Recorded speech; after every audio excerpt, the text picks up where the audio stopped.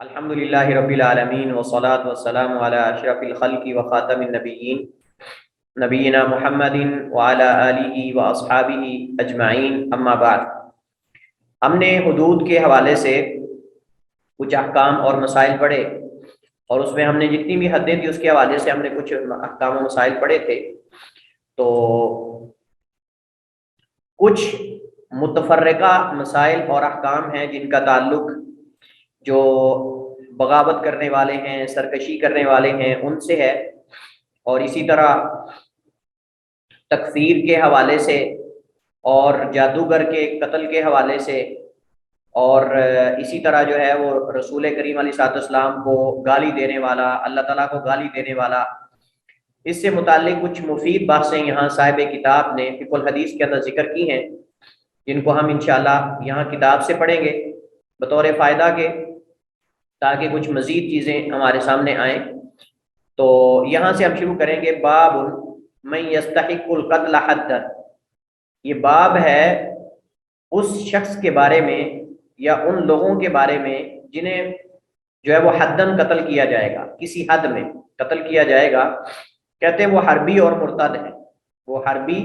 اور مرتد ہیں۔ حربی کا مطلب وہی جو ہم نے پہلے پڑھا تھا، محاربہ، کہ انما جزاء الذین یحاربون اللہ ورسولہ ویسعون فی الارض فسادا ان یقتلوا او یصلبوا او تقطع ایدیہم وارجلہم من خلاف الی آخر الآیہ۔ اور دوسرا یعنی مرتد ہے، جو اسلام سے پھر جائے، مرتد کی سزا جو ہے وہ بھی قتل ہے۔ تو یہ ہم اس کی وضاحت پہلے کر چکے ہیں کہ یہ لوگ جو ہے وہ قتل کیے جائیں گے، لیکن یہاں مرتد کو جلایا نہیں جائے گا۔ یہ حدیث ہم نے عبداللہ بن عباس کی، حضرت علی کے حوالے سے ہم نے پڑھی کہ یہاں ایک مسئلہ ہے جو اصل جس وجہ سے ہم یہاں پڑھنے جا رہے ہیں، وہ یہ کہ مرتد عورت کو قتل کیا جائے گا کہ نہیں، مرتد عورت کو قتل کیا جائے گا کہ نہیں۔ اس میں اصل میں احناف نے جمہور کے ساتھ اختلاف کیا ہے، وگرنہ جمہور اہل علم فقہا سلف اور خلف اس بات پہ متفق ہے کہ عورت کو بھی اگر مرتد ہوتی ہے تو اسے بھی قتل کیا جائے گا۔ عورت کو بھی اگر وہ مرتد ہو جاتی ہے تو اسے بھی قتل کیا جائے گا، اور یہ جمہور سلف صالحین کا موقف ہے۔ لیکن احناف کہتے ہیں کہ نہیں، اس کو قید و بند میں رکھا جائے گا لیکن اسے قتل نہیں کیا جائے گا۔ اب ہم کہتے ہیں کہ اصل تو جو کتاب و سنت کے دلائل ہیں وہ مرد اور عورت دونوں کو ہی شامل ہیں، کوئی فرق نہیں کیا گیا، کیونکہ حدیث کے اندر آتا ہے من بدل دینہ فاقتلوہ، من بدل دینہ فاقتلوہ، کہ جو اپنے دین کو بدل دے اسے قتل کر دو، یعنی دین اسلام کو جو چھوڑ دے۔ اب من جو ہے وہ ہر عاقل کے لیے ہے، من جو ہے ہر عاقل کے لیے ہے، من کا لفظ جو ہے غیر عاقل کے لیے نہیں ہوتا، ہر عاقل کے لیے، اور اس کے اندر مرد اور عورت دونوں شامل ہیں۔ جیسے ہم نے صحابی کی تعریف میں ذکر کیا تھا، من لقی النبی صلی اللہ علیہ وسلم مؤمنا بہ ومات علی الاسلام، کہ جو نبی علیہ الصلوۃ والسلام سے حالت ایمان میں ملاقات کرے، اس میں صحابہ بھی ہیں، صحابیات بھی ہیں۔ اسی طرح قرآن کریم کے اندر اقیموا الصلاۃ وآتوا الزکاۃ کے مخاطب مرد اور عورت دونوں ہیں۔ لہٰذا یہ فرق کرنا کہ نہیں عورت کو مطلب کہ یہ احکامات اس پہ اپلائی نہیں ہوں گے، ہم کہیں گے کوئی تفریق نہیں کی گئی جن احادیث کے اندر مرتد کو قتل کرنے کی سزا بتائی گئی ہے۔ تو باقی رہی ابو حنیفہ رحمہ اللہ تعالیٰ یا احناف کی دلیل، تو وہ کہتے ہیں کہ نبی کریم علیہ الصلوۃ والسلام نے جنگ کے اندر عورت کو، آپ جانتے ہیں ایک واقعہ تفصیلی ہے کہ ایک جنگ کے اندر آپ نے دیکھا کہ ایک عورت کو قتل کر دیا گیا ہے، تو نبی کریم علیہ السلام نے فرمایا کہ کس نے عورت کو قتل کیا؟ آپ غصے میں آ گئے۔ اللہ کے نبی علیہ الصلوۃ والسلام کا چہرہ جو ہے وہ بدل گیا، رنگ بدل گیا۔ اللہ کے نبی صلی اللہ علیہ وسلم کہ عورتوں کو، بچوں کو قتل نہ کرو، عورتوں اور بچوں کو قتل نہ کرو، لیکن بات یہ کہ وہ اصل کافر کے بارے میں ہے، وہ کفار کے بارے میں ہے، نہ کہ وہ مرتد ہونے والوں کے بارے میں۔ یہاں تو بات مرتد کی ہو رہی ہے، یہاں بات مرتد کی ہو رہی جو اسلام چھوڑ کے دوبارہ کفر میں چلا جائے، لیکن وہ تو اللہ کے نبی علیہ الصلوۃ والسلام نے جو غیر مسلم عورتیں ہیں ان کو قتل کرنے سے منع کیا ہے۔ تو جو اسلام کو چھوڑ کے جا رہا ہو، مرد ہو یا عورت ہو، دونوں کے لیے سزا ایک ہی ہے، فرق نہیں کیا جائے گا۔ لہذا راجح قول کے مطابق عورت کو بھی قتل کیا جائے گا حد ارتداد میں، حد ارتداد میں عورت کو بھی قتل کیا جائے گا۔ یہاں ایک بات ہے، متأول مرتد نہیں ہے، متأول مرتد نہیں ہے۔ یہاں ایک مسئلہ صاحب کتاب نے اس کو کھول کر بیان نہیں کیا، حالانکہ اس مسئلے کو کھول کر بیان کرنا چاہیے تھا، اور وہ یہ ہے کہ جیسے آگے بھی ذکر کر رہے ہیں کہ کسی کو کافر قرار دینے سے پہلے واضح دلیل ناگزیر ہے۔ تو یہاں مسئلہ تکفیر کا ہے، یہاں مسئلہ تکفیر کا ہے کہ کیا تکفیر ایسے ہی ہم کر دیں گے، تکفیر کی کوئی شروط اور ضوابط اور قواعد ہیں۔ تو سب سے پہلی بات تو یہ ہے کہ تکفیر سے متعلق جو شروط ہیں ان میں سے تکفیر دو طرح کی ہوتی ہے، ایک تکفیر مطلق ہے، ایک تکفیر معین ہے۔ ایک تکفیر مطلق ہے، ایک تکفیر معین ہے۔ اور تکفیر کفر یکفر و تکفیر سے ہے کہ کسی کو کافر قرار دینا۔ پہلی بات تو یہ ہے کہ تکفیر اللہ اور اس کے رسول کا حق ہے، کسی اور کا حق نہیں۔ کوئی عالم، کوئی دائی، کوئی جو ہے بڑے سے بڑا، حتیٰ کہ جو ہے وہ کوئی امام بھی کسی کی تکفیر نہیں کر سکتا جب تک اس کے پاس کوئی واضح قرآن یا حدیث سے دلیل نہ ہو۔ تو تکفیر کرنا یہ اللہ اس کے رسول کا حق ہے، اور وہ بھی کتاب و سنت کی روشنی میں۔ اگر کوئی عالم جو ہے وہ کرے گا تو وہ کتاب و سنت کی روشنی میں کرے گا۔ لہٰذا کسی پر کفر کا فتویٰ لگانے کے لیے اس کے فعل یا اس کے قول یا اس کے عمل کو کا کفر ثابت کرنا یہ سب سے پہلے لازم اور ضروری ہے۔ ہم نے پہلے یہ پڑھا تھا کہ قولی اعتبار سے بھی کفر ہو سکتا ہے، فعلی اعتبار سے بھی ہو سکتا ہے، عملی اعتبار سے بھی ہو سکتا ہے۔ تو آیا اس نے جو بات کی ہے کیا واقعتاً ہی شریعت کی روشنی میں یا شریعت کے نقطہ نظر میں وہ کفر ہے؟ اس نے جو کام کیا ہے کیا واقعتاً ہی وہ کفر ہے؟ اور اس نے جو مطلب کہ فعل کیا ہے، عمل کیا ہے، کیا وہ واقعتاً ہی کفر ہے؟ تو اس کام کے کفر ہونا یہ ثابت ہونا یہ ضروری ہے۔ پہلی بات تو یہ ہے۔ دوسری بات یہ ہے کہ وہ کہنے والا وہ عاقل ہے، سمجھدار ہے اور دلیل کو سمجھ رہا ہے، مطلب شرعی حکم کو سمجھتا ہے، جاہل تو نہیں، کیونکہ جہالت کی بنیاد پہ کسی کی تکفیر نہیں کی جائے گی۔ اور دوسری بات یہ کہ جو تکفیر کرنے والا ہے، تکفیر کرنے والا جو ہے اس کی بھی کوئی شروط ہیں کہ وہ عالم ہو۔ ہر بندے کا کام نہیں ہے کہ وہ کتاب و سنت سے کرے گا اور عالم، یہ عالم کا کام ہے۔ لیکن افسوس کی بات ہے ہمارے ہاں تو فیس بک کی آج کل جو ہے سارے تکفیر کر رہے ہیں، یعنی ایسے ہی فلاں بھی کافر ہے، فلاں بھی کافر ہے، فلاں بھی کافر ہے، جن کو الف کا نام کوکا نہیں آتا، کچھ بھی نہیں آتا، وہ جو ہے وہ اپنے آپ کو مفتی بنا کے بیٹھے ہوئے ہیں اور لوگوں کی تکفیر کیے جا رہے ہیں، کسی کو اسلام میں داخل کیے جا رہے ہیں، کسی کو خارج کیے جا رہے ہیں، اور خود کو طہارت کا طریقہ بھی نہیں آتا۔ تو تکفیر جو ہے پختہ اور راسخون فی العلم جو ہیں ان کا کام ہے، جو راسخون فی العلم ہیں ان کا کام ہے کسی کی تکفیر کرنا، کیونکہ تکفیر کو عام مسئلہ تو نہیں، کسی مسلمان کو چپ کر کے بیٹھے کافر کہہ دینا، مطلب یہ کوئی اتنا آسان معاملہ تو نہیں ہے شریعت کی روشنی میں۔ ایک بندہ جب کلمہ توحید پڑھ کے زبان سے وہ دائرہ اسلام میں داخل ہو جاتا ہے تو اس کو خارج کرنے کے لیے آپ کے پاس پختہ دلائل ہونے چاہیے۔ تو وہ عالم ہو، فاضل ہو، تکفیر کرنے والا، اور تکفیر کے اسباب اور اس کے موانع سے واقف ہو، تکفیر کے اسباب اور اس کے موانع سے واقف ہو کہ تکفیر کس کس حالت میں کی جائے گی، اس کی شروط کیا ہیں، اس کے اسباب کیا ہیں، اور کن کن حالات میں تکفیر نہیں ہوگی، یہ بھی اس کو پتا ہونا چاہیے۔ جس کو موانع، جیسے کہتے ہیں نا مانع، کوئی رکاوٹ آ جانا، ہو سکتا ہے کوئی رکاوٹ درمیان میں آ جائے جس وجہ سے وہ بندہ اگرچہ اس کا فعل تو کافروں والا ہو لیکن وہ کافر نہ ہو رہا ہو۔ تو یہ ساری چیزوں کو مد نظر رکھنا چاہیے کہ کوئی مانع تکفیر نہ ہو، اور تکفیر کے اسباب میں سے کوئی سبب پایا جا رہا ہو اور وہ سبب ایسا ہو جس کا شریعت نے اعتبار کیا، اور وہ سبب ایسا ہو کہ جس کا شریعت نے اعتبار کیا ہو۔ اگر شریعت نے اس کا اعتبار ہی نہیں کیا تو کیسے اس کی تکفیر کی جا سکتی ہے؟ تو وہ بندہ عاقل ہو جس کی تکفیر کی جا رہی ہے، وہ عاقل ہو اور اس تک شرعی حکم پہنچا ہو، اور دوسرا وہ اس کو پتا ہو کہ یہ غلط میں کر رہا ہوں، شرعی حکم سے واقف ہو، تعویل کرنے والا نہ ہو۔ تعویل جو ہے وہ دو طرح کی ہوتی ہے۔ ایک تعویل جو ہے وہ ایسی ہوتی ہے کہ جس کے اندر تعویل کرنے والے کو پتا ہوتا ہے کہ میں غلط کر رہا ہوں، یعنی تعویل کرنے والے کو معلوم ہے کہ میں غلط تعویل کر رہا ہوں۔ اور ایک یہ ہے کہ وہ اس اپنی تعویل کو صحیح سمجھ رہا ہوتا ہے، اس کو یہ پتہ نہیں کہ دوسری تعویل مطلب کہ وہ صحیح ہے۔ مطلب آپ جانتے ہیں کہ جب کوئی تعویل کرتا ہے نا تو اس کی دو حالتیں ہوتی ہیں، یا تو یہ کہ وہ سمجھ رہا ہوتا ہے کہ میری تعویل غلط ہے اور اصل تعویل وہی جو سلف صالحین کی یا جو دوسرے لوگوں کی ہے، یا پھر یہ ہوتا ہے کہ وہ اپنی ہی تعویل کو صحیح سمجھ رہا ہوتا ہے، دوسرے کی تعویل کا یا تو اس کو علم ہی نہیں ہوتا دوسری تفسیر کا،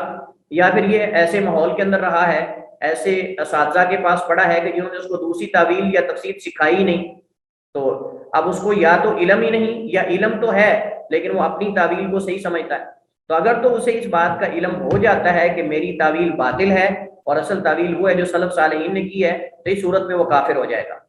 لیکن اگر وہ تعویل ایسی کر رہا ہے کہ وہ اپنی ہی تعویل کو صحیح سمجھ رہا ہے، اب مثلا آپ دیکھ لیں کہ بہت سارے اشاعرہ جو ہیں وہ اللہ تعالیٰ کی صفات میں تعویلیں کرتے ہیں. مثلا آپ دیکھیں حافظ ابن حجر رحمہ اللہ تعالیٰ، ان سے بھی بعض فتح الباری کے ایسے مقامات ہیں جہاں تعویل ان سے واقع ہوئی ہے. امام نووی رحمہ اللہ تعالیٰ، ان سے صحیح مسلم کی شرح کے اندر کئی جگہوں پر اللہ تعالیٰ کی صفات کے حوالے سے تعویل واقع ہوئی ہے. اللہ کی صفت غضب کے بارے میں، اللہ کی صفت رضا کے بارے میں، اللہ کی صفت ضحک کے بارے میں، اللہ کی صفت اتیان کے بارے میں، اور کئی اللہ تعالیٰ کی جو صفات ہیں ان کے بارے میں ان سے تعویل ہوئی ہے. اور علماء نے ان کی تکفیر نہیں کی بلکہ ان کی غلطیوں کی نشاندہی کی ہے. اور علماء نے کہا کہ یہ اس میں ہم کہیں گے کہ ان کی جو انہوں نے علم کی خدمت کی ہے اور انہوں نے جو سلف صالحین اور اہل سنہ کے عقیدے کا دفاع کیا ہے، یہ اس بات کی دلیل ہے کہ قصداً انہوں نے ایسا نہیں کیا. یا وہ ہو سکتا ہے کہ ان کو یہ معلوم نہ ہو کہ یہ تعویل جو ہم کر رہے ہیں یہ تعویل ہماری جو ہے وہ 100% غلط ہے، تو وہ اس کو ہو سکتا ہے کہ ان کے نزدیک وہ تعویل جو ہے وہ صحیح ہو، حالانکہ وہ تعویل صحیح نہیں ہے لیکن اس کو صحیح سمجھ رہے ہو. یا یہ ہے کہ مطلب اصل میں ہوا یہ تھا کہ حافظ ابن حجر رحمہ اللہ تعالیٰ اور امام نووی جو ہیں یہ جس ماحول کے اندر رہے وہ سارا ماحول اشاعرہ کا تھا. اشری العقیدہ تھے سارے اشاعرہ، اللہ کی صفات میں تعویلیں، اساتذہ بھی، دائیں بائیں والے لوگ بھی. تو آدمی جب ایسے اساتذہ کے پاس پڑھتا ہے جو خود تعویلیں کرنے والے ہو تو ان کا کوئی نہ کوئی اثر تو اس پہ رہ جاتا ہے. تو اس وجہ سے اب ابن حجر رحمہ اللہ تعالیٰ اور امام نووی رحمہ اللہ تعالیٰ اب یہ اشری العقیدہ تو نہیں ہے لیکن اشریت سے متاثر ہیں. اشریت ان پہ اثر انداز ہوئی ہے لیکن اشری العقیدہ نہیں ہے. ایک بندے کے اندر اگر اشاعرہ والا کوئی صفت پائی جاتی ہے تو اس کو ہم اشری نہیں کہیں گے جب تک اس کا پورا منہج اور عقیدہ نہ پڑھ لیں. اب جب ہم ابن حجر رحمہ اللہ تعالیٰ اور امام نووی کی دیگر کتابیں پڑھتے ہیں تو ہمیں وہاں معلوم ہوتا ہے کہ کئی جگہ انہوں نے اللہ کی صفات کا اس بات بھی کیا ہے. اور دوسری بات یہ ہے انہوں نے باقاعدہ اہل سنہ کے عقیدے کا دفاع کیا ہے. حافظ ابن حجر رحمہ اللہ تعالیٰ نے صحابہ کرام کا دفاع کیا ہے، نبی کریم علیہ السلام کا دفاع کیا ہے، ایسے ایسے شبہات کے اعتراضات کا جواب دیا ہے کہ جو امت کو چیلنجز آپ سمجھ لیں کہ ایک پورا چیلنج تھا. اور امام نووی نے بھی بہت بڑی خدمت کی. تو ہم ایک آدمی کے اتنے بڑے خدمت جو دین کی ہے، اتنا بڑا جو کام ہے، علماء کہتے ہیں کہ ان کی اتنے بڑے دین کی خدمت اور کام کے اندر ان کی چھوٹی موٹی لغزشیں اور غلطیاں جو ہیں وہ تو ایک ایسے جیسے ایک سیلاب آتا ہے اور وہ تنکے اور یہ چیزیں بہا کر لے جاتا ہے. تو ان لوگوں کی خدمت. بہرحال یہاں تعویل کی ہم بات کر رہے تھے، تو تعویل جو ہے معول وہ تعویل کرنے والا ہو اور تعویل کو جو ہے وہ صحیح اپنی تعویل کو وہ اس کو یہ معلوم نہ ہو کہ صحیح ہے کہ غلط ہے، مطلب اس کو علم نہ ہو. تعویل تو کر رہا ہے، اپنی تعویل کو صحیح سمجھ رہا ہے لیکن اس کو یہ نہیں پتا کہ میری تعویل باطل ہے. جیسے اللہ تعالیٰ کے ہاتھ کے بارے میں مثلا اشاعرہ اور کئی لوگ تعویل کرتے ہیں کہ اللہ کے ہاتھ سے مراد جو ہے وہ قبضہ قدرت ہے. اب یہ ہمارے کئی اہل الحدیث علماء اور کئی ہمارے سنی علماء یہ اس کی تعویل کرتے ہیں. مثلا والذی نفس محمد بیدی، اس ذات کی قسم جس کے قبضہ قدرت میں محمد کی جان ہے. اب بہت سارے آپ نے خطباء کو سنا ہوگا قبضہ قدرت اس کا معنی کرتے ہیں، حالانکہ ان بیچاروں کو پتہ نہیں ہوتا کہ یہ تعویل ہماری غلط ہے. ان کو پتہ نہیں ہوتا کہ ہماری تعویل غلط ہے کیونکہ اللہ کا ہاتھ حقیقت میں ہے، اللہ کا ہاتھ حقیقت میں ہے، اللہ کا ہاتھ ہے، صفت ہے اللہ تعالیٰ کی، لیکن وہ قبضہ قدرت اس کا معنی کرتے ہیں. اگر ہم یہ کہیں گے کہ جو تعویل کر رہا ہے وہ کافر ہے تو اس میں تو بہت سارے لوگ آ جائیں گے. تو ہمیں معلوم ہونا چاہیے اور یہ معلوم کرنا چاہیے جو ان کی تکفیر کرنا چاہتا ہے وہ عالم ہو، اور دوسرا یہ کہ معلوم کرے وہ تعویل جو کر رہا ہے وہ تعویل اس کو یہ معلوم تو نہیں کہ یہ باطل ہے. اگر تو وہ اس تعویل کو باطل سمجھ کر بھی اس پر اڑا ہوا ہے تو پھر اس کو دیگر شروط کو مد نظر رکھتے ہوئے اس کی تکفیر کی جائے گی. وگرنہ کسی مسلمان کی تکفیر کرنا یہ جو ہے وہ اتنا آسان کام نہیں ہے، اور یہ علماء اور فضلاء کا کام ہے، یہ فیس بک کی مفتیوں کا کام نہیں ہے. کسی کو کافر قرار دینے میں ہم شروط کی بات کر رہے تھے تو ہم نے کہا کہ شروط ہوں، اسباب تکفیر ہوں، شروط پائی جا رہی اور موانع نہ، اور اس کے اندر جہالت بھی ایک مانع ہے. اگر وہ بندہ شرعی حکم سے ہی جاہل ہے تو آپ اس پہ کیسے کفر کا فتویٰ لگا سکتے ہیں. آپ مثلا دیکھیں، میں اکثر یہ کہا کرتا ہوں کہ اب لوگ جو ہے مثلا جو قبرستانوں میں جاتے ہیں، مزاروں پہ جاتے ہیں، وہاں جا کے منتے نظر نیاز اور یہ ساری چیزیں دیتے ہیں، ہم کہتے ہیں کہ یہ کام تو شرکیہ ہے، یہ کام تو شرکیہ ہیں، یہ کام تو کفریہ ہے. لیکن یہ کام کرنے والے بعینی ہی ہر بندہ ان میں سے مشرک یا کافر ہے یہ ضروری نہیں ہے، یہ ضروری نہیں ہے. جب تک ہم اس بندے کی حالت کو معلوم نہ کر لیں، جب تک اس بندے تک حق پہنچا بھی ہے کہ نہیں، اس کو توحید آپ نے بتائی بھی ہے کہ نہیں. اب بہت سارے ایسے ہیں جو جدی پشتی کی مشرک آ رہے ہیں، مطلب کہ ان کے باپ دادا وغیرہ سارے وہ شرک کے اندر مبتلا ہیں. یہ پیر اور مرید اور ان چتروں کے اندر پڑے ہوئے ہیں، وہ تو اس کو صحیح سمجھ کے کرتے آ رہے ہوتے ہیں، ان کو کسی نے بتایا ہی نہیں ہوتا کہ تمہارا کام غلط ہے۔ اور یہ ہم نے جب مدینہ میں تھے تو ہم نے کئی ایسی فیملیز، کئی ایسے بندے انڈیا پاکستان سے ہمیں ملاقات ہوئی ان سے، تو وہ ان چیزوں کو ان کو پتہ ہی نہیں تھا کہ یہ چیزیں غلط ہیں۔ اللہ جانتا ہے، حیران آپ ہو جائیں گے کہ ایسے ایسے لوگ ہمیں وہاں ملے کہ جو کہتے تھے ہمیں یہ پتہ ہی نہیں، پہلے کسی نے بتایا ہی نہیں کہ یہ ہم غلط کر رہے ہیں، مطلب وہ ماحول ہی ایسے کے اندر ہے کہ دوسرے کی بات سنی نہیں، ان کو موقع ہی نہیں ملا۔ تو دیکھیں اب صاف ظاہر ہے کہ یہ ساری چیزوں کو مد نظر رکھ کے ہم جو ہے وہ ان چیزوں کو، اب ایسے ہی بالکل جو آج دور حاضر کے خوارج ہیں، مطلب یہ خوارج کا کام ہوتا ہے تکفیر کرنا۔ مثلا جیسے حکومت جو ہے توحید حاکمیت کے نام سے آج کل کام چل رہا ہے، وہ کہتے ہیں جی خلافت کو قائم کرو، اور یہ جو حکومتیں ہیں اسلامی ممالک کے اندر یہ ساری کافر ہو چکے ہیں، اور جو ان کے کفر پر راضی ہیں وہ بھی سارے کافر ہیں، لہذا دھماکے کر کے اڑا دو سب کو۔ اس طرح کی غلط فہمیوں کا لوگ شکار ہیں اور لوگوں کی تکفیر کیے جا رہے ہیں۔ تو یہ ساری چیزیں جو ہیں ان کو مد نظر رکھا جائے گا، ایسے تکفیر کر دینا اٹھ کے تو یہ قطعاً بھی معاملہ، یہ دروازہ کھولنا یہ خطرناک ہے، جو آج کل جو ہے وہ بہت سارے ممالک کے اندر کھل چکا ہے، اور امت کے اندر جو فتنے اور فساد اس وقت برپا ہیں اس کا سبب جو ہے جمہور مسلمانوں کی تکفیر کرنا ہے۔ اور اس میں سب سے بنیادی طور پہ جن لوگوں کا کردار ہے اس میں دو بندے میں سر فہرست ذکر کروں گا دور حاضر میں، ایک مولانا مودودی اور دوسرے سید قطب۔ ایک مولانا مودودی اور دوسرے سید قطب کا مین کردار ہے لوگوں کو تکفیر والے مسئلے کے اندر ان کے لیے دروازے کھولنا، کہ جب انہوں نے صحابہ کرام میں سے حضرت معاویہ رضی اللہ تعالیٰ عنہ کی شان کے بارے میں ایسے کلمات کہے، اور انہوں نے یہاں تک بھی کہہ دیا، سید قطب نے اپنی کتاب تفسیر ظلال القرآن کے اندر کہتے ہیں کہ اس وقت جو ہے وہ مسلمان جو جہلیت کا معاشرہ تھا اس سے بھی زیادہ بدترین ہے، جو جہلیت کا معاشرہ تھا اس سے بھی زیادہ بدترین ہے۔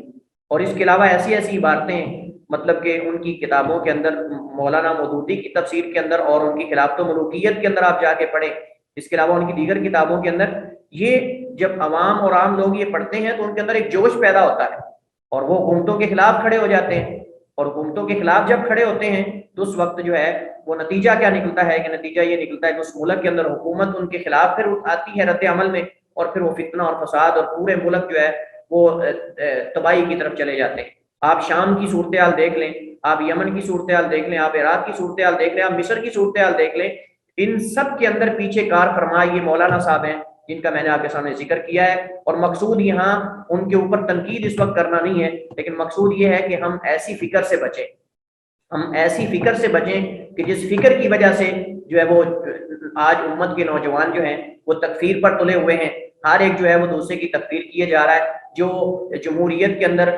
جو ہے وہ ووٹ ڈالے گا کسی کو وہ بھی کافر ہے، اور جو بھی جمہوری ممالک کے اندر حکمران ہیں وہ سارے پکے ٹھکے کافر ہیں۔ مطلب کیا آپ ان کے بارے میں جانتے ہو، ان کے حالات کے بارے میں ان کو جا کے آپ نے بیان کیا ہے؟ کیا معانے تکفیر کو آپ نے دیکھا ہے؟ آپ نے اسباب تکفیر دیکھے ہیں؟ یہ ساری چیزیں، اور آپ کون ہوتے ہو کسی پر تکفیر کو، کسی کی تکفیر کرنے والے، کسی پر کفر کے فتوے لگانے والے؟ تو یہ جو فکر ایک چلی ہے کہ توحید حاکمیت والی، اور اس کے اندر پھر جو ہے وہ باقاعدہ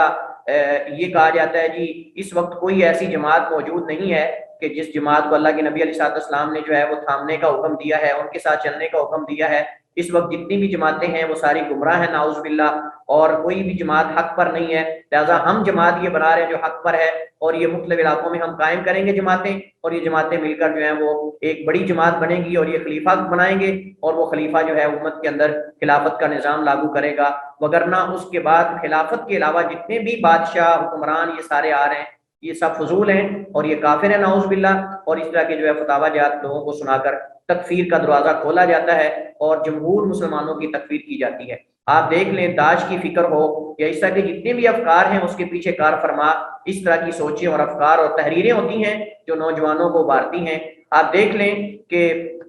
مصر کے اندر اس وقت بھی جو اخوان المسلمین ہیں، اس وقت ان کی وجہ سے ہی جو فتنے کھڑے ہوتے ہیں وہ آپ دیکھ رہے ہیں۔ تو جیسے یمن کے اندر دیکھ لیں، آپ عراق کے اندر آپ دیکھ لیں، سوریہ کے اندر آپ دیکھ لیں، جتنے بھی ممالک کے اندر پیچھے آپ کو یہ اخوانی فکر نظر آئے گی، اور اخوانی فکر کے اندر اصل میں ان کے ہاں فتاوے موجود ہیں جن کی نسبت امام مودودی کی طرف کی جاتی ہے،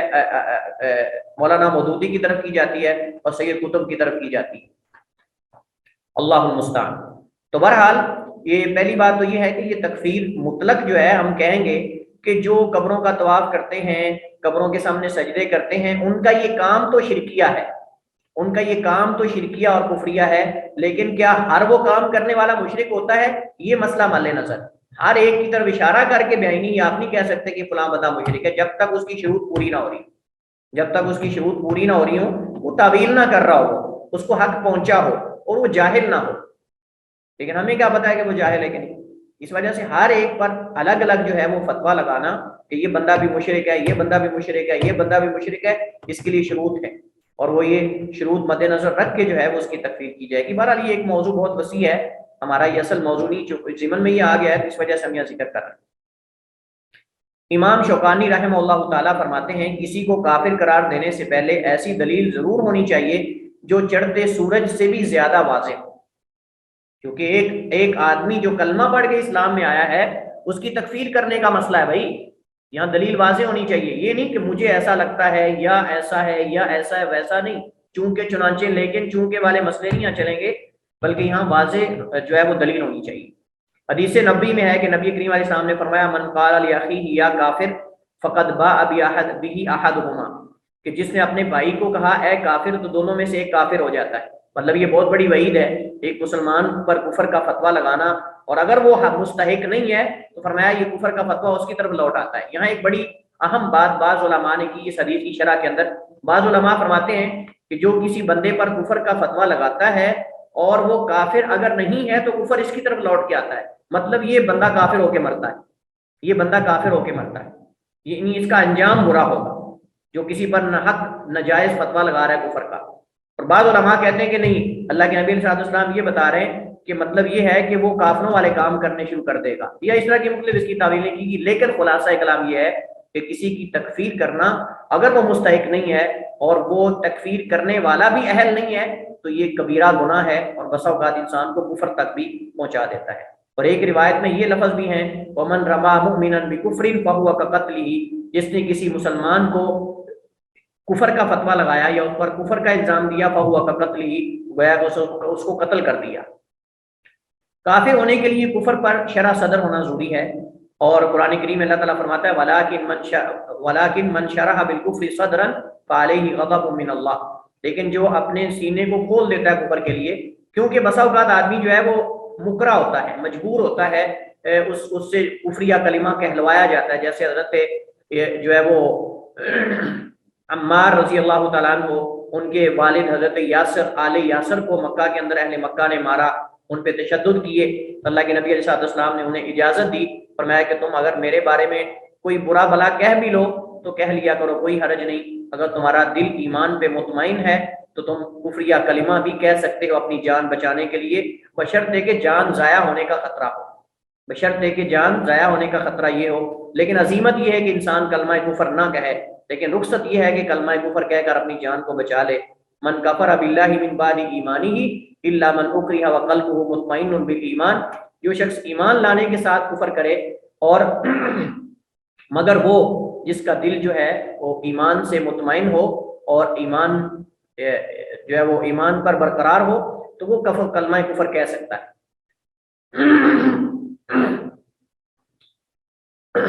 تو سوال یہ ہے کہ اگر یہ ہم کسی کی کبیرہ گناہ کی وجہ سے تکفیر نہیں کر سکتے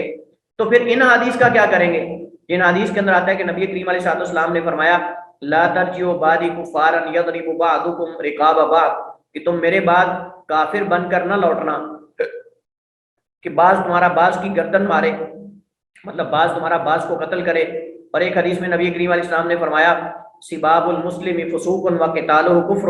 کہ مسلمان کو گالی دینا یہ فسق کا کام، نافرمانی کا کام ہے، اور اسے جو ہے وہ قتل کر دینا یہ کفر ہے۔ اس طرح ایک دوسری حدیث کے اندر جو ہے وہ بتایا گیا ہے، نبی کریم علیہ السلام نے فرمایا کہ جو بندہ خودکشی کرتا ہے وہ بندہ آگ میں رہے گا، خالدن مخلدن فیہا، ہمیشہ ہمیشہ اس میں رہے گا۔ اور کئی گناہ اللہ کے نبی نے ذکر کر کے فرمایا کہ یہ بندہ آگ میں رہے گا، ہمیشہ ہمیشہ رہے گا۔ اب یہ جو الفاظ ہیں یہ احادیث ہیں، یہ اپنے ظاہر پر نہیں ہیں، یہ احادیث جو ہیں یہ اپنے ظاہر پر نہیں ہیں، کیونکہ دیگر ایسی آیات اور احادیث ہیں جن سے پتہ چلتا ہے کہ یہ ایسے جرائم اور ایسے گناہ ہیں کہ جن کی وجہ سے ہر بندہ کافر نہیں ہوتا۔ مثلا مثال کے طور پر اگر ہم قتل کی بات کریں، مومن کو قتل کرنے کی، تو شرک سے بڑا گناہ تو نہیں ہے، شرک سے بڑا گناہ تو نہیں ہے۔ اور اللہ تعالیٰ قرآن کریم میں فرماتا ہے ان اللہ لا یغفر ان یشرک بہ ویغفر ما دون ذلک لمن یشاء، کہ اللہ تعالیٰ شرک معاف نہیں کرتا، اس سے دون جو گناہ ہے، نیچے والے گناہ ہیں، اللہ چاہے تو معاف کر سکتا ہے۔ اور اس کے علاوہ دوسری جگہ جو ہے وہ حدیث کے اندر صحیح امام مسلم نے کتاب الایمان کے اندر وہ احادیث ذکر کی ہیں کہ نبی کریم علیہ الصلوۃ والسلام نے فرمایا کہ میں اپنی امت کے جو گناہ گار ہیں ان کے لیے شفاعت کروں گا، اور اسی طرح پھر انبیاء بھی شفاعت کریں گے، اور اولیاء بھی شفاعت کریں گے، فرشتے بھی شفاعت کریں گے۔ اللہ رب العالمین فرمائے گا کہ اب انبیاء نے بھی سفارش کر لی، اور فرشتوں نے بھی کر لی، صالحین نے بھی کر لی، اب میں رب العالمین باقی ہوں۔ اللہ رب العالمین وہ جہنم میں سے ایک مٹھی بھرے گا ان لوگوں کی جن کے دل میں ادنا ادنا ادنا ایمان، الفاظ ہیں ذرہ تو ذرہ ایمان، مطلب ہے ایک رائی کے دانے کے برابر بھی ایمان ہوگا جن کے دل کے اندر، اللہ ان کو بھی جہنم سے نکال کر، نبی کریم علیہ الصلوۃ والسلام نے فرمایا اللہ ان کو آب حیات میں غوطہ دے گا، ایک نہر کا نام ہے جنت کی نہروں میں سے، اللہ اس کے اندر ایک غوطہ دے گا، اور ایسے اگیں گے وہ راگ بن چکے ہوں گے جہنم کے اندر، لیکن جب آب حیات میں ان کو غوطہ دیا جائے گا تو ایسے اگیں گے کہ جیسے جڑی بوٹیاں بارش کی وجہ سے اگتی ہیں، اور اللہ ان کو زندہ کر کے جنت میں داخل کر دے گا۔ اس طرح نبی کریم علیہ الصلوۃ والسلام نے فرمایا کہ میں اپنی امت کے بارے میں اللہ کے سامنے سجدے میں پڑ جاؤں گا، اللہ فرمائے گا یا محمد ارفع راسک سل تعطی اشفع تشفع، کہ محمد اپنے سر کو اٹھائیے، سوال کیجئے آپ کی، مانگیے آپ کی سنی جائے گی، سوال کیجئے دیے جاؤ گے، شفاعت کرو قبول کی جائے گی۔ تو میں فرماؤں گا یا رب امتی امتی امتی، میری امت میری امت، تو اللہ تعالیٰ فرمائے گا کہ اے محمد کریم اپنی امت کے گناہ گاروں کو لے جاؤ۔ پھر فرمایا جائے گا جس کے دل میں ایک جو ہے وہ دینار یا درہم کے برابر، مختلف الفاظ ہیں، پھر آخر میں اللہ فرمائے گا کہ اے محمد جس کے دل میں ایک ذرہ کے برابر بھی ایمان ہے اس کو بھی نکال کر تم جو ہے وہ جنت میں داخل کر دو، تو لے جاؤ۔ تو مطلب یہ ساری احادیث سے پتہ چلتا ہے کہ یہ احادیث جن کے اندر آتا ہے کہ تم میرے بعد کافر نہ ہو جانا، کہ تم بعض کی گردن کو مارے، اس سے مراد کافروں والے کام نہ کرنے لگ جانا،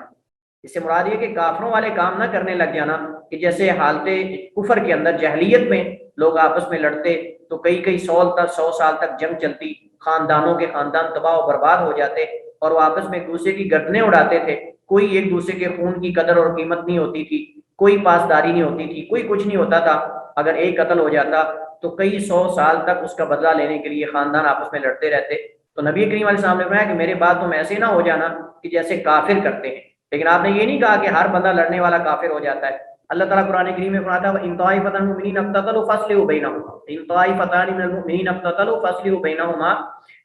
کہ اگر دو مومنوں میں سے دو جماعتیں لڑ پڑیں، فاصلحوا بینہما فإن بغت احداہما علی الاخری فقاتلوا التي تبغي حتى تفیء الی امر اللہ۔ اللہ تعالیٰ فرماتا ہے کہ وَإِن طَائِفَةٌ مِّنَ اقْتَتَلُوا، اگر مومنوں کی دو جماعتیں آپس میں لڑ پڑیں، فَأَصْلِحُوا بَيْنَهُمَا، تو ایک بعض حدیث میں آتا ہے فَأَصْلِحُوا بَيْنَ أَخَوَيْكُمْ، اپنے بھائیوں کے درمیان صلح کرواؤ، اور ایک یہ کہ مومنوں کی دو جماعتیں اگر لڑ پڑیں، اللہ یہاں مومن کہہ رہا ہے، اللہ یہاں مومن کہہ رہا ہے، حالانکہ وہ دونوں لڑ رہے ہیں آپس کے اندر۔ اب اس آیت کو ہم کس پلڑے میں ڈالیں گے اگر یہ حدیث ہم سامنے رکھیں گے تو؟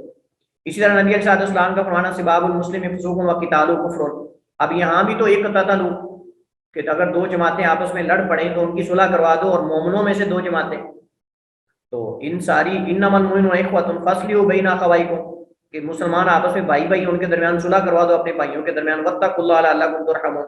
اب یہ آیات کا سیاق اس بات کی دلیل ہے کہ دو مومن اگر آپس میں لڑ پڑتے ہیں مسلمان، چاہے تلوار ایک دوسرے کے سامنے کیوں نہیں اٹھا لیتے، اس سے وہ کافر نہیں ہوں گے، لیکن یہ کام ایسا ہے کہ جو کافر کرتے تھے، جاہلیت کے دور کے اندر، تو ڈرانا مقصود ہے کہ تم ایسا نہ کرنا۔ اس کا مطلب یہ ہے کہ یہ اعمال کفر کو لازم کرنے والے ہیں، یعنی انہیں اختیار کرنے والے سے کوئی نہ کوئی کفر کا کام سرزد ہو سکتا ہے، ایسا نہیں کہ ان اعمال کو کرنے والا اسلام سے خارج ہو جاتا ہے، یعنی کفریہ کام ہے جو کافر کرتے تھے، یہ اصل میں مقصود ان کے کہنے کا ہے۔ تو یہ مسئلہ ہمارا یہاں کمپلیٹ ہوا۔ اگلا مسئلہ والساحر والکاہن، اور جادوگر اور کاہن۔ اللہ تعالیٰ قرآن کریم میں فرماتا ہے وما کفر سلیمان ولکن الشیاطین کفروا یعلمون الناس السحر، اور سلیمان علیہ السلام نے کفر نہیں کیا لیکن شیاطین نے کفر کیا جو لوگوں کو جادو سکھاتے تھے۔ اور جادوگر جو ہے اس کی سزا جو ہے وہ اس کے بارے میں اختلاف ہے۔ جادوگر اگر واقعتاً ہی اس کا جادو کفر تک پہنچ جاتا ہے تو اسے قتل کیا جائے گا۔ حضرت جندب بن جنادہ ان سے موقوف حدیث ہے کہ انہوں نے کہا کہ حد الساحر ضربۃ بالسیف، کہ جادوگر کی سزا جو ہے وہ تلوار سے مارنا ہے۔ حضرت بجالہ بن عبدو روایت کرتے ہیں کہ عمر رضی اللہ تعالیٰ نے اپنی وفات سے تقریباً 1 ماہ پہلے یہ لکھ کر بھیجا تھا مختلف علاقوں میں، ان اقتلوا کل ساحر و ساحرہ، کہ ہر جادوگر اور جادوگرنی کو قتل کر دو، ہر جادوگر اور جادوگرنی کو مرد ہو یا عورت قتل کر دو۔ اور ان دنوں میں پھر کئی جادوگر قتل ہوئے حضرت عمر کے زمانے کے اندر۔ حضرت حفصہ رضی اللہ تعالیٰ عنہ ام المومنین نے اپنی ایک لونڈی کو قتل کیا جادو کرنے کی وجہ سے۔ تو صحابہ کرام کا اس پر عمل ہے، صحابہ کرام کا اس پر عمل ہے۔ البتہ یہ مسئلہ اختلافی ہے کہ کیا جادوگر کی سزا جو ہے وہ قتل ہے، اس کی حد کیا ہے؟ تو امام احمد اور امام مالک کہتے ہیں کہ جادوگر کو قتل کیا جائے گا۔ امام شافعی کہتے ہیں کہ اگر جادوگر کو ایسا کام کرتا ہے کہ جو کفریہ ہو، اگر جادوگر کو ایسا کام اسے سرزد ہوتا ہے کہ جو کفریہ کام ہے، تو پھر اس صورت میں اسے قتل کیا جائے گا، وگرنہ قتل نہیں کیا جائے گا۔ اور راجح موقف بھی یہی امام شافعی کا ہے۔ جادو کی مختلف صورتیں ہوتی ہیں، جادو کے مختلف طریقے ہوتے ہیں، جادو کی مختلف اقسام ہیں، جادو کے مختلف جو ہے وہ مراحل ہیں۔ تو اگر تو جادوگر ایک ایسے سٹیج پہ پہنچ چکا ہے کہ جس کے اندر وہ غیر اللہ سے مدد مانگتا ہے، جس کے اندر وہ قرآن کی توہین کرتا ہے اور غسل جنابت بھی نہیں کرتا، نماز بھی نہیں پڑھتا اور ایسے بڑے بڑے جرائم کر رہا ہے، تو اس صورت کے اندر اس کی نوعیت کو دیکھ کر جو ہے اس کو قتل کیا جائے گا۔ لیکن اگر وہ صرف یہ ہے کہ مطلب بنیادی چیزیں ہاتھ دیکھتا ہے، مثلا ہاتھ دیکھ کے مثلا وہ کہہ دیتا ہے جی تیرے ساتھ یہ ہوگا، تیرے ساتھ وہ ہوگا، ستارے دیکھ کے بتا دیتا ہے تیرے ساتھ یہ ہوگا وہ ہوگا۔ اب اس بندے کی صورتحال اس بندے سے مختلف ہے کہ جو جنوں سے مدد لیتا ہے، شیاطین سے مدد لیتا ہے، لوگوں کو مارتا ہے، قتل کرتا ہے اور اس طرح کی چیزیں۔ مطلب کہ آپ جانتے کہ اسٹیج پر بندہ، میں آپ کو یہ بتاؤں کہ جو شیاطین ہوتے ہیں نا، شیاطین بندے کے تابع ہی تب ہوتے ہیں جب بندہ کافر ہو جاتا ہے۔ شیاطین بندے کے تابع ہی تب ہوتے ہیں جب بندہ کافر ہو جاتا ہے، ایک مومن مسلمان کے تابع نہیں ہوتے۔ اس کو ایک ایسے سٹیج پر لے جاتے ہیں، ایک ایسے مرحلے تک پہنچا دیتے ہیں کہ جس میں انسان کو نماز بھی نہیں پڑھنے دیتے، طہارت بھی اس کی باقی نہیں رہتی، اور پھر وہ جو ہے وہ غسل جنابت بھی نہیں کرتا۔ بلکہ یہاں تک بھی بعض جادوگروں کے بارے میں یہ پڑھنے کو ملا ہے کہ جادوگروں کے شیاطین تب تابع ہوتے ہیں جب وہ قرآن کریم کو نعوذ باللہ من ذالک اپنے پاؤں میں باندھ کے باتھ روم میں جاتا ہے، توہین کرتا ہے مقدسات کی اور کفریہ کام کرتا ہے، تب جا کے شیاطین اس کے تابع ہوتے ہیں۔ اور وہی بندہ اگر مر جائے تو وہی بابا چھوٹے شاہ بن جاتا ہے، بابا ککر شاہ بن جاتا ہے، اور بابا کوکا کولا، اور بابا جو ہے وہ کوے شاہ، اور بابا فلان شاہ اور بابا فلان شاہ بن جاتا ہے۔ اللہ المستعان۔ تو امام شافعی کا موقف جو ہے یہ زیادہ درست ہے کہ اگر اس کا کام کفریہ ہے، اس کو دیکھا جائے گا، اس کی نوعیت کو چیک کیا جائے گا اس کے بعد۔ اور ایک اور بات ہے، جیسے ہم نے تعزیر کے مسئلے کے اندر یہ پڑھا تھا کہ اگر جادوگر لوگوں کا نقصان کر رہا ہے، اس کو تنبیہ کی گئی ہے لیکن وہ پھر بھی باز نہیں آ رہا، تو تعزیراً ایسے شخص کو قتل کیا جا سکتا ہے، تعزیراً ایسے شخص کو قتل کیا جا سکتا ہے۔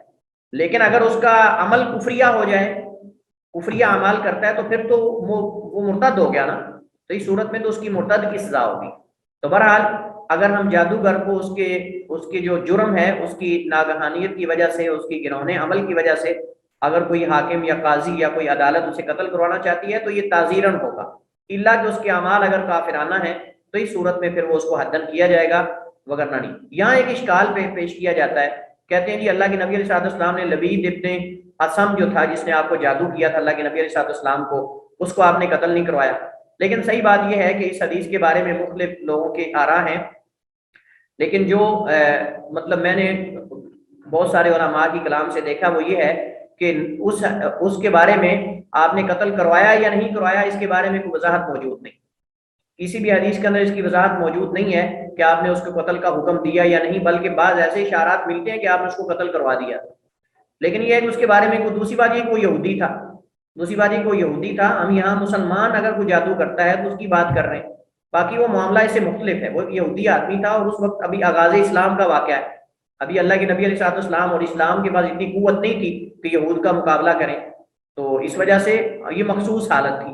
لیکن اس کے بعد صحابہ کرام کا جادوگروں کو قتل کرنا اس بات کی دلیل ہے کہ جادوگر کو قتل کیا جا سکتا ہے، تعزیراً بھی ہو سکتا ہے، حداً بھی ہو سکتا ہے،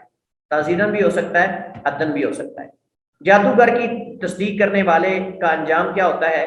اس کے انہوں نے مختلف یہاں کاہن کی صورتیں بتائی ہیں، جو غیب کی خبریں بتائے جس میں بات درست ہوں لیکن اکثر غلط ہوں، جو ستاروں کو دیکھ کر حالات معلوم کریں، ایسا آدمی جن جس کے پاس جن ہو اور وہ اسے آسمان سے چرائی ہوئی باتیں بتائے، اس طرح عراف مطلب کہ جو ریت کے اوپر جو ہے وہ لائنیں لگا کے بتاتے ہیں، مختلف اس کے بارے میں صورتیں ہیں، لیکن حدیث معروف ہے، نبی کریم نے فرمایا من اتا کاہنا و عرافا فصدقه بما يقول فقد كفر بما انزل على محمد، اور ایک حدیث میں ہے من اتا کاہنا و عرافا فساله، جو اگر اس سے سوال کرتا ہے لم يقبل صلاته 40 یوما، لم تقبل صلاته، اس کی 40 دن تک نماز قبول نہیں ہوتی، فإن صدقه بما قال فقد كفر بما انزل على محمد صلی اللہ علیہ وسلم، اگر وہ تصدیق کر دیتا ہے اس کی باتوں کی تو اس نے میری شریعت کا انکار کر دیا، مطلب اس نے جو ہے وہ میری شریعت کا کفر کیا میرے ساتھ۔ ایک روایت میں جو میں نے ابھی آپ کے سامنے ذکر کیا کہ 40 دن نماز قبول نہیں ہوتی۔ تو بہرحال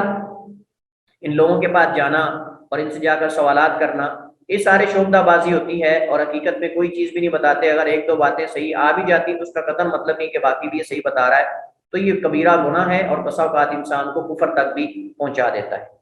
کہتے ہیں وَالصَّابُّ لِلَّهِ أَوْ لِرَسُولِهِ أَوْ لِلْإِسْلَامِ أَوْ الْكِتَابِ أَوْ لِلسُّنَّةِ وَالطَّاعِنُ فِي الدِّينِ، اور کہتے ہیں الصَّابُّ لِلَّهِ، گالی دینے والا اللہ کو، أَوْ لِرَسُولِهِ یا اس کے رسول کو، أَوْ لِلْإِسْلَامِ یا اسلام کو، أَوْ لِلْكِتَابِ یا قرآن کو، أَوْ لِلسُّنَّةِ یا سنت کو، وَالطَّاعِنُ فِي الدِّينِ اور دین میں تان کرنے والا، تان و تشنیع کرنے والا، مطلب اس کو بھی قتل کیا جائے گا، مطلب اس کو بھی قتل کیا جائے گا۔ حضرت عبداللہ بن عباس رضی اللہ تعالی عنہ روایت کرتے ہیں کہ ایک اندھے آدمی یعنی صحابی کا واقعہ معروف ہے کہ جس کی لونڈی نبی کریم علیہ السلام کو برا بلا کہا کرتی تھی اور نبی کریم علیہ السلام کی شان میں گستاخی کیا کرتی تھی اور ایسے نازیبا کلمات کہا کرتی تھی، تو صحابی سے برداشت نہ ہوا تو اس صحابی نے جو ہے وہ رات کو اٹھا اور اس کے جو ہے وہ اس کے پیٹ کے اوپر تیز دار آلہ رکھا اور اس کو قتل کر دیا۔ صبح جب معاملہ نبی کریم علیہ السلام تک پہنچا تو اللہ کے نبی صاحب نے پوچھا کہ کس نے اس کو قتل کیا ہے، تو یہ صحابی، نبینا صحابی، ٹانگیں ان کی کانپ رہی ہیں اور ڈرتے ڈرتے آ کر کہتے ہیں اللہ کے رسول میں نے کیا ہے۔ تو اس نے سارا واقعہ بتایا، کہنے لگا اللہ کے رسول میرے اس سے 2 بچے بھی ہیں، یہ میری لونڈی ہے، میرے اس سے 2 بچے بھی ہیں پھولوں کی طرح، میں کیسے بڑا اس کو قتل کر سکتا ہوں، لیکن اللہ کے رسول میں نے آپ کی محبت میں آ کر یہ کیا ہے۔ تو نبی علیہ السلام نے فرمایا الا اشہدوا ان دما حدر، کہ بے شک اس کا خون رائگاں ہے اور بیکار ہے، اس کی کوئی قدر و قیمت نہیں، یعنی اس صحابی سے قصاص نہیں لیا جائے گا۔ لیکن یہاں مسئلہ یہ ہے